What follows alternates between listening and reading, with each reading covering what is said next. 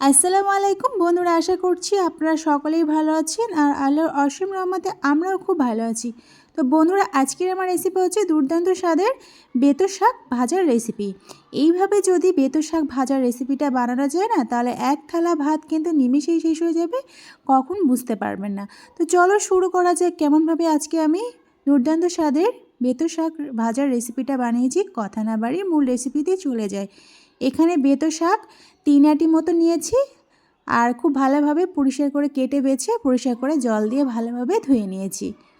তো আমার ভিডিও যে যেখান থেকে পারছেন দেখছেন, দেশ বা বিদেশে বাইরে, তাদেরকে অসংখ্য অসংখ্য ধন্যবাদ আমারই আজকের দুর্দান্ত স্বাদের বেতো শাক ভাজার রেসিপিটা দেখার জন্যে।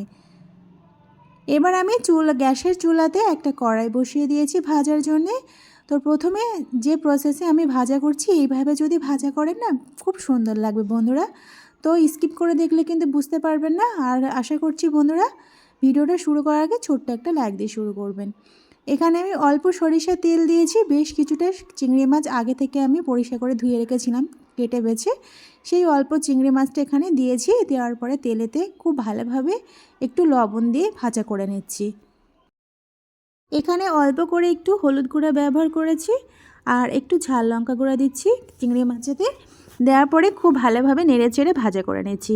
এইভাবে যদি শাকটা ভাজা করেন না, তাহলে কিন্তু খুব সুন্দর লাগে। আমার বাড়িতে যে কোনো শাক আনলে কিন্তু আমি এই প্রসেসে কিন্তু ভাজাটা করি। আমার তো অনেক মজার লাগে শাক ভাজার রেসিপিটা।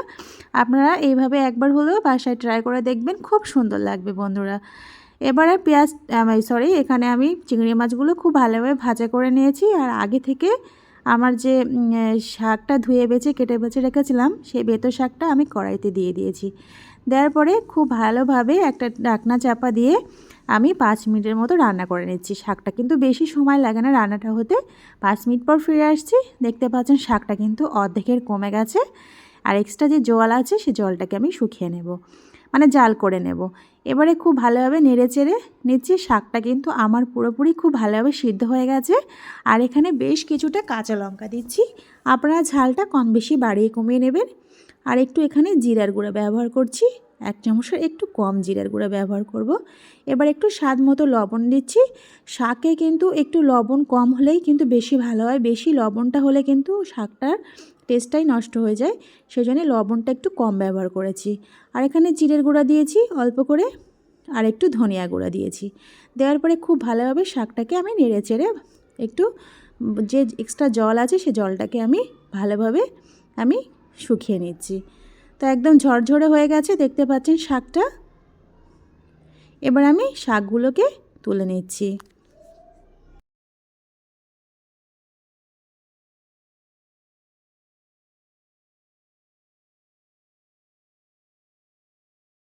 শাকগুলোকে তুলে নিয়েছি ওই কড়াইতে, আর কড়াইটা ধুলাম না। ওই কড়াইতে আমি এখানে তেল দিয়ে দিব আরও কিছুটা।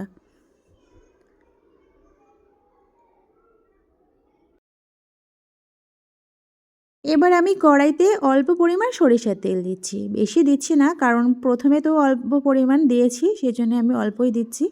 এবার তেলটা খুব ভালোভাবে গরম করে নিচ্ছি। এবার আমি আগে থেকে কিন্তু একটা বড় সাইজের পেঁয়াজ কুচি রেখেছিলাম, সেই পেঁয়াজ কুচিটা এখানে তেলেতে দিয়ে দিচ্ছি।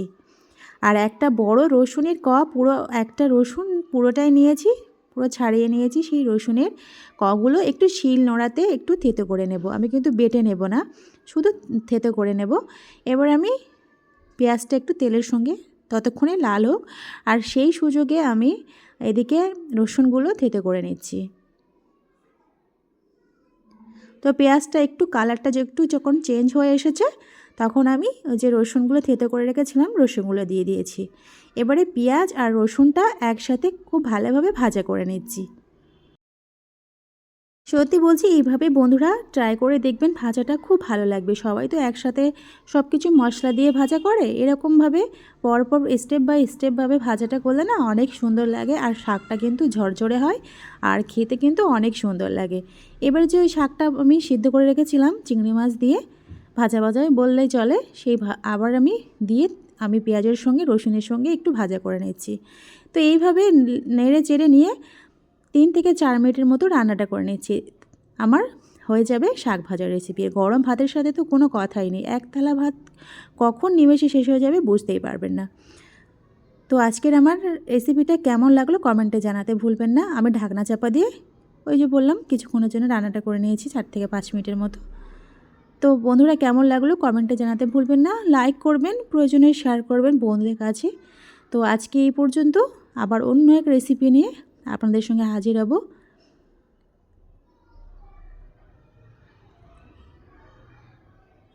তো তৈরি হয়ে গেল ঝটপট আমার বেতো শাক ভাজার রেসিপিটা। খোদা হাফেজ।